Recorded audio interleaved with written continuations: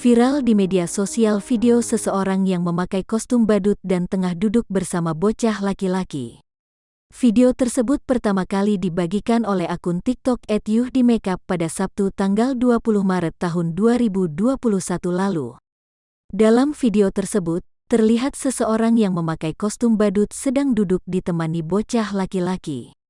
Mereka duduk di jalanan depan sebuah minimarket. Satu di antara wanita yang tengah menaiki mobil pun turun untuk membagikan nasi kepada mereka. Awalnya, wanita itu tidak mengetahui sosok yang ada di dalam badut maskot tersebut.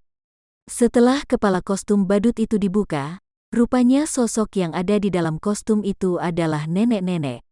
Sang wanita pun mengaku terharu lantaran di malam hari, nenek dan cucunya masih mencari nafkah di pinggir jalan.